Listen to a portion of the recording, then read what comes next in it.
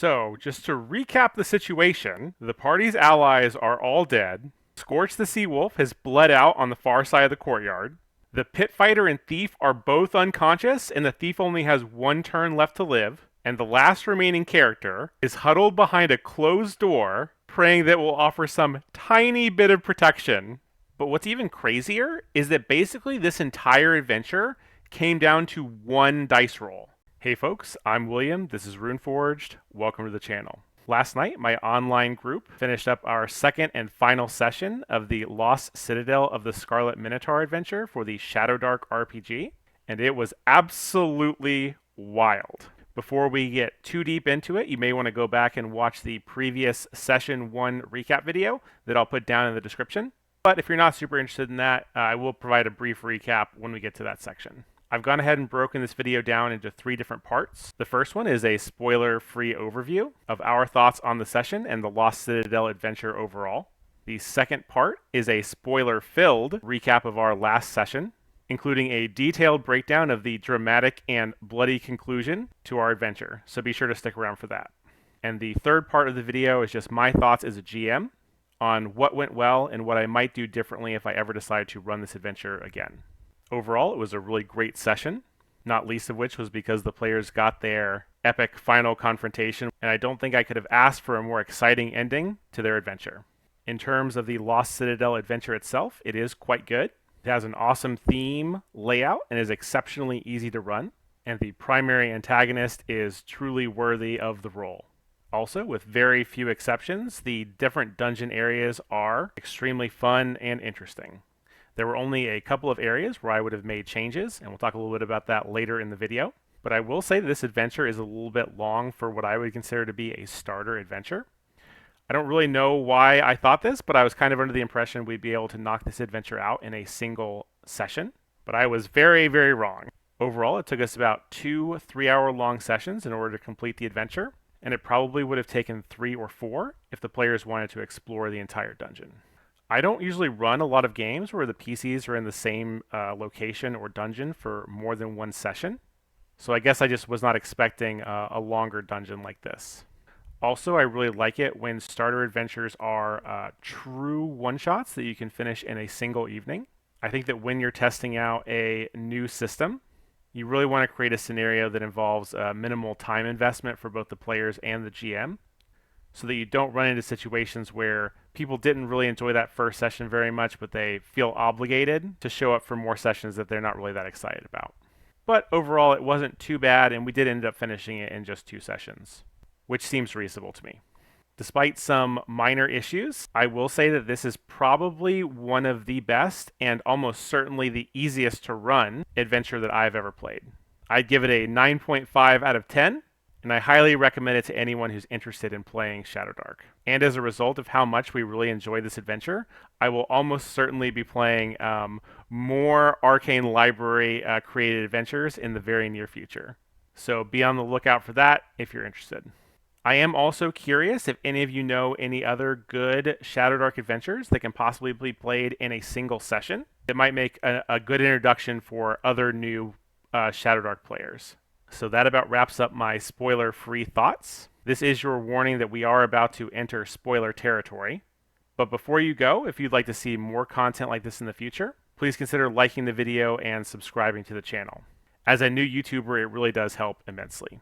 Alright, to give just a brief recap of what happened in Session 1 of this adventure, for those of you who may not have watched the other video, our original party was Nibbles, the Kobold Roustabout, Bristle, the Kobold Ranger, Stony, the Human Pit Fighter, and John Cena, the Human Rogue.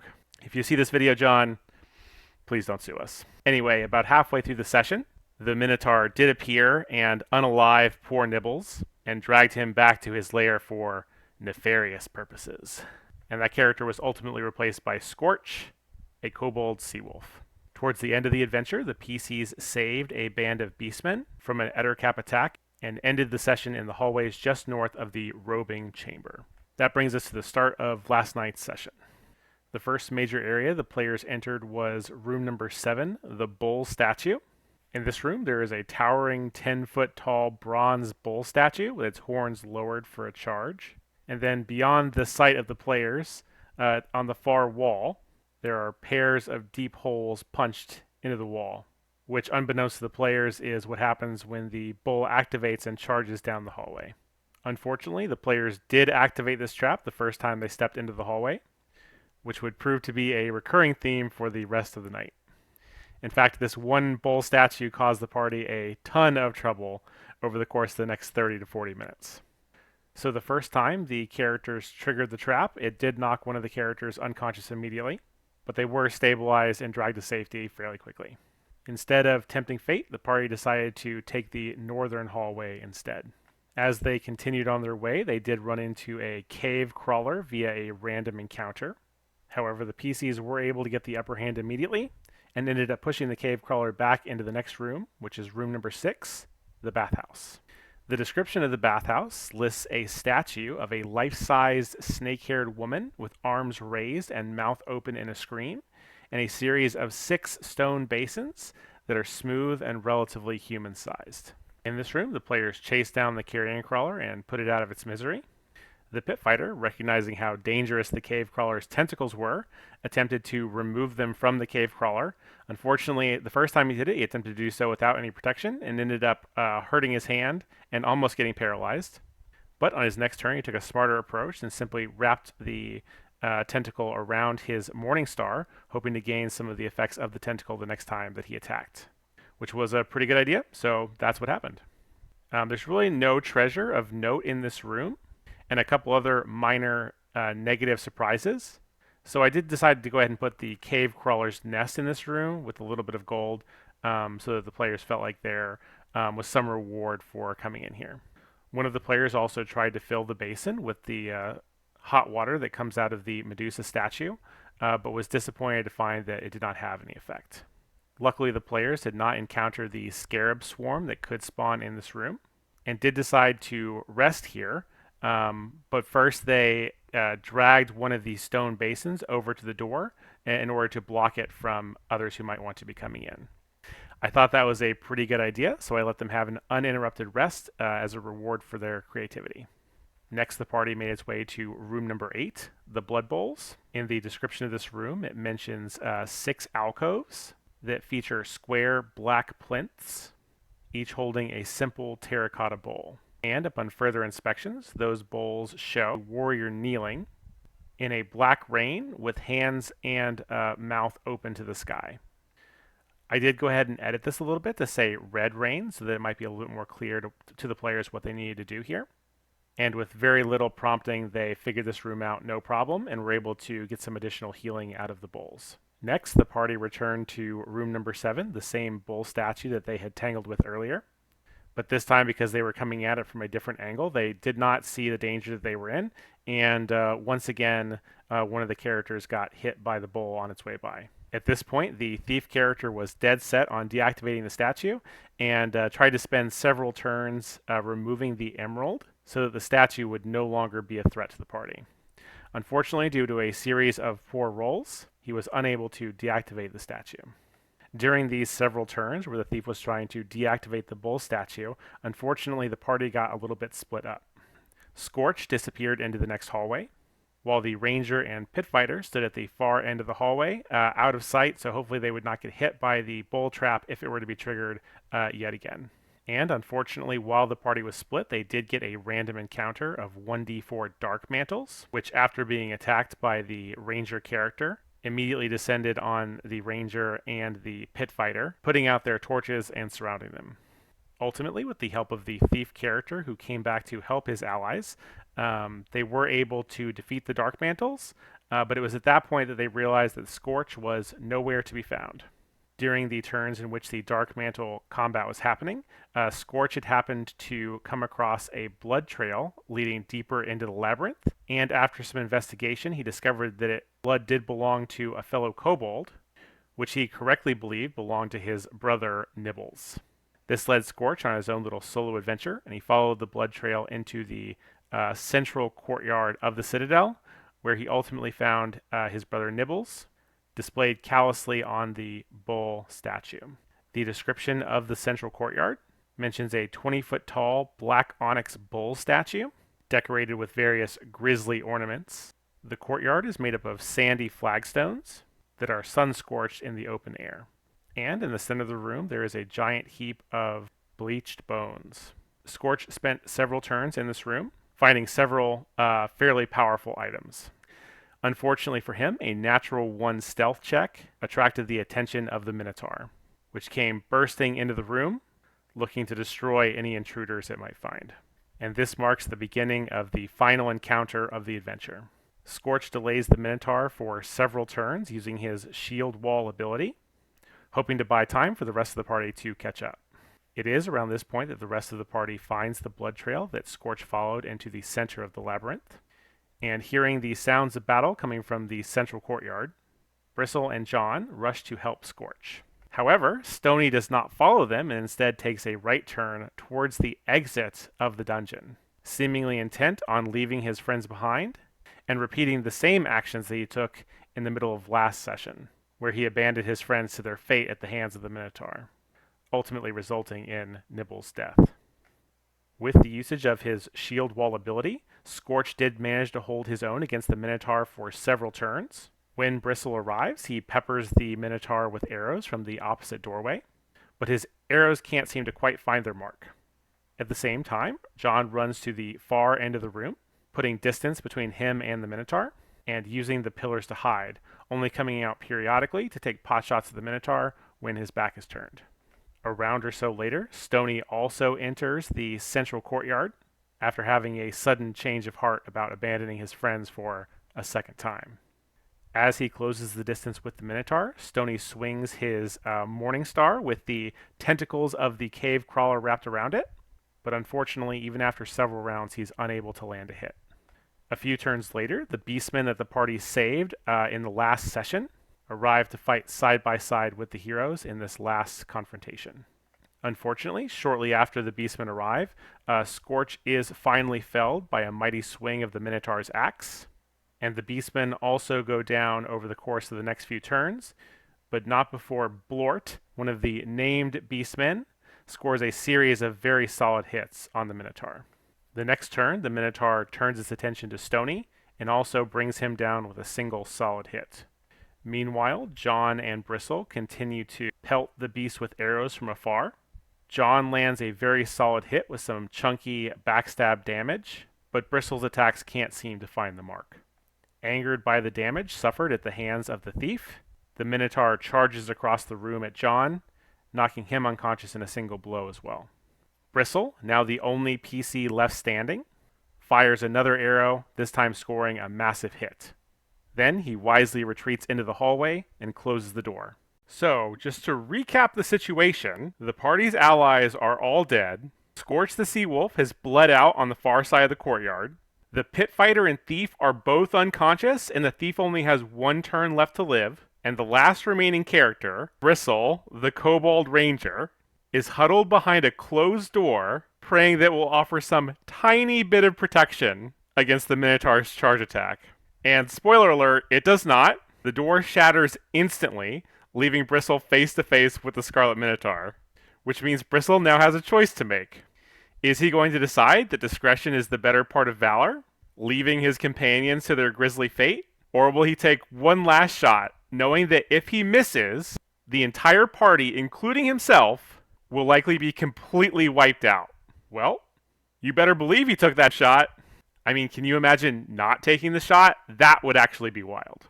Bristle makes his attack roll, gets a 19, and rolls just shy of max damage, but it's enough to put the Scarlet Minotaur down once and for all.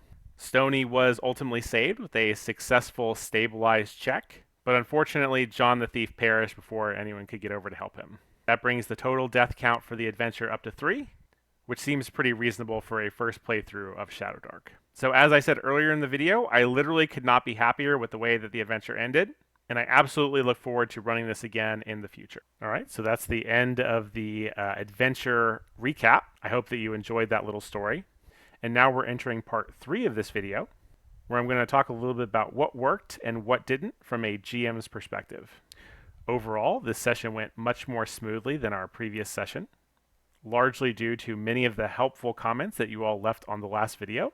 which included a treasure trove of information about some of the various different aspects of the game that I was struggling with, including some tips on how to rule whether or not something is an action, how and when to call for stealth checks, as well as a couple of useful Foundry VTT add-ons that really help to streamline and simplify the experience. So again, thanks to everybody who provided useful advice in the comment section of that video.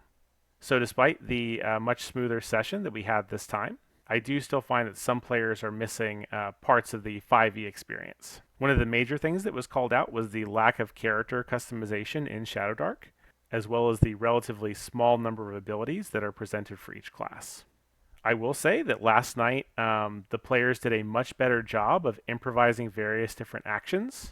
I think some of the standouts were usage of a taunt ability, where Scorch, the Kobold Seawolf, used his shield wall ability and then tried to goad the Minotaur into attacking him, thereby ignoring the other characters.